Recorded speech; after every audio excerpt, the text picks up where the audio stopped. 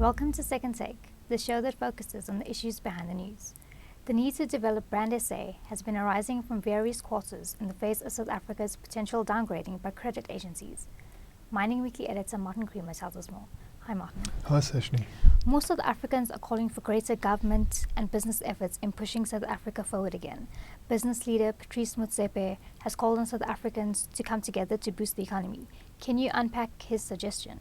Yes, I think Patrice Motsepe was doing an excellent job at his interim results presentation for African Rainbow Minerals when he stepped aside from his own business for a while and spoke about what is needed in South Africa, what is needed in the world. And one of the big messages you came away with, that we've got to strengthen the centre. We've got to strengthen that economic and political centre in South Africa. There are going to be extremes. The extremes at the moment aren't going to do South Africa any good. The centre can push us forward. That centre must strengthen itself. Economically, we need business leaders to show some economic patriotism. They need to come out and show some corporate patriotism like he did.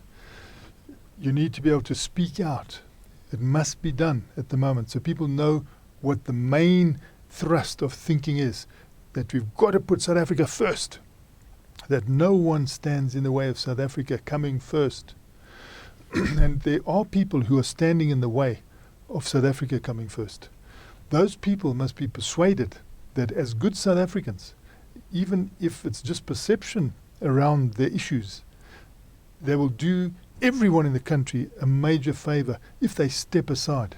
And that is something that I think has not been done. There's too much of a divide and too much of protection going on without really believing in that protection. So most people are saying, we've got to have this major change, we've got to have this major stepping aside. But instead of saying that, they're using other language, and that language has served a purpose. But that purpose is now ending, where you have to look, as South Africa, you have to look at yourself in the mirror, and you must be realistic about what is coming up there, particularly from an outside point of view. We've got credit agencies here measuring us at the moment. We need to win that. There doesn't seem to be a strong enough vocal talk about us winning it. I'm sure behind the scenes, things are happening, but you can even see a business leader like Johan Rupert this morning coming through on the front page of the Sowetan. Now, he was saying that, he's been blamed for saying that the proposal to change the finance minister was wrong, and that he's being blamed for interfering, and that he's been interfering in the background. But he was saying if he really was interfering, he believes if he was doing his job properly, we would be growing at 5% now. We would have jobs, because he would have seen the problems coming. There are a lot of people in South Africa who could really help this country's economy. They know which buttons to push. They've got the contacts, but it's not happening. And that, I think, was what Patrice was looking to, saying, let's strengthen the centre and let's get egos into the back and let's push this country forward as being number one and the most important, because that's what all the citizens are looking to us to do. We know what's needed, but it's not being done in a fashion that's giving us momentum, and more people have to do it. Coal of Africa CEO David Brown said that government could play a role in ensuring that the regulatory environment was attractive to investors. David Brown is as South African as all of us, but when he puts on the Coal of Africa hat, he's really representing a foreign investor, because that company is listed in Australia, it's listed on the AIM in London, and it's got a listing in Johannesburg, but really it must be seen as a foreign investor. He has been trying to move his company forward against a lot of odds. He's the third CEO that's been trying to move this company. For a junior coal miner coming in, it's had incredible obstacles put in front of it. Not all of them of the making of the Department of Mineral Resources, also the Department of Environment, and also of change thinking all the time. But what he's saying is make it better for foreign investors. Put on a prettier face. After all, we're trying to give your economy momentum. We're investing money in new projects, which you need at the moment. But they're taking so much time to get off the ground that our investors are losing faith. And we are confronting and having to deal with issues that we shouldn't be, because we are here to mine and we're here to get product to market, but we've got to deal with so many peripheral issues. And the big issue now is funding, of course. How do you persuade people to fund? Because we know that often the mentality of the Australian ASX and also the AIM in London is that, you get bits of funding. You don't get the full funding because they want to see how you're progressing.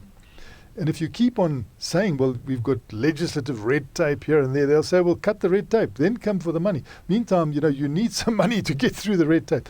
So it's a battle. And he's saying, why not work a bit more collaboratively in view of the fact that we are all pushing brand South Africa. We're trying to push this economy forward. And in investing, we're giving the politicians brownie points because we're saying, we're prepared to look far and accept that this country will do well in the future. So we're putting our money where our mouth is. Let's collaborate to some extent where it's feasible. We're not asking you to give us funds, but we're saying if, say, the coal price is down at the moment, seriously down, take a look at how much it costs us to transport that coal. We're not allowed to have our own trains here. That is the preserve of the state. The state has taken control of all rail transport. But let's be able to talk to you, because if the coal price is so badly down as it is now, it hardly pays us to put anything on your rail because your tariff is so high. So why don't you consider having a flexible tariff? Bringing the tariff down when the prices are down and lifting it progressively when the prices go up. In that way, over a period of time, you will be winning. And that's the sort of effort that a state should be looking to do. If you want to be in rail as a state, then you must reach out. You can't just see it as a pure business, that you've got take or pay and all these things that frighten the people and, don't want them to, they don't want to sign contracts, but also they look at the tariff and they think, is this internationally competitive? And they find out, well, it's not. That scares them off. And the same with Eskom. We've got coal. We want to sell to Eskom. Let's get more clarity on what the conditions are. There are certain new moves there which put coal miners right off. You can see that with Coal of Africa, it's looking to become a power generator itself because it feels it'll have more certainty and more clarity that way. So it was also saying, we're interested in being an IPP, independent power producer, going through. We're going to probably in the next round, we'll try and do that, take a look at it. Because everybody's looking for certainty and they're looking for sort of a revenue stream that is not up and then down and you don't know where you are. So it's in the interest, I think, of South Africa to collaborate on those things that are good for South Africa's economy, good for jobs, good for poverty alleviation, and good for the future because it creates a momentum. Sibanye Gold CEO said that he was concerned that investors were not seeing South Africa as the investor-friendly destination that government was portraying it to be. Exactly, so you get Neil Froneman. He's doing particularly well with Sibanye Gold at the moment. He goes to Canada to show his company off. He goes to the big PDAC exhibition and the talks there, and on the periphery of that he starts talking. The deputy minister's there, a lot of potential investors are there. And he's saying, look, my company is doing very well. The gold price is going up, but the Rand gold price is soaring.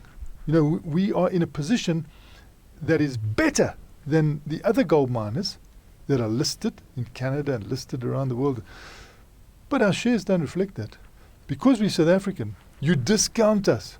Now that stops our growth. Why are you doing it? Well, they've got this perception. And this perception is built around legislative frameworks that become particularly onerous. The people who put these in place have not been in business. They don't understand. And now just say the 26% BEE that you've got to have. Now, once you put that in place, you've probably done it at a discount. You've got your B in, and there's all sorts of vendor funds that are going into that. You think, I've done it. But now all of a sudden, the economy falls. Those people who are supposed to get dividends to pay off their shares aren't getting their dividends. So, you have to reduce that holding to 26%. The government says, no, it's got to be 26%. Then you've got to top it up. Then your shareholders start moaning, hey, you're diluting our shares, you're weakening us. So you're on a hiding to nothing. And what Patrice Motsepe was saying, look, stick to the rules. There is such a thing as a market. It's appreciated globally. They know what the market is. It's supply, demand, and you... if you're a shareholder, you can sell your shares unless there's a certain period that you've signed to lock in. But after that, you can sell them on an open market. You don't have to sell to a particular color group just so that you've got your 26, because then it means your share price is going to go down. You must be able to sell on the open market. Now, this is not acknowledged at the moment. So we have these perceptions that are causing the share prices of companies doing particularly well to fall simply because they're South African. There is a need for an economic uptake in the country. What do you think is needed for this to happen? I think that there should be almost a meeting of some of the top people, top South Africans. They should meet. They should meet and they should decide what sort of statements they need to make at the moment that promote brand South Africa. We know what they are. We know that we've got to have a country that is growing. So the first thing is you've got to say, how do we get economic growth? What is standing in the way of economic growth? And have a very powerful central force, make pronouncements. And I think that will at least give us some direction, because we don't get much direction from the politicians at the moment. All we see is infighting. All we see is we've got full confidence in so-and-so when we know they haven't got full confidence. We know that. So why do they state they've got absolute full confidence? It's not full confidence. So if you haven't got that confidence, why are you saying you have? It's your credibility drops. And that is not good for the future of South Africa at the moment. We must be talking honestly. We don't want to be vindictive. You must play the ball, never the man. But you must find out what is standing in the way. And I believe those politicians, they are good South Africans at heart. And if you say to them, look, at the moment, you're standing in the way, I'm sure they would be the first to say, look, I don't want to stand in the way of, my children, my grandchildren, their kids. I want this country to go forward. I've had a dream for this country. Why should I want to stand in its way? And therefore, you would probably remove some of the obstacles. There might be perceived obstacles. It doesn't matter. Perception is huge, and so we've got to put South Africa first. Thanks for speaking with us, Martin. It's a great pleasure, Sashnee. That's it for today. Join us again next week for more news analysis on South Africa's mining industry.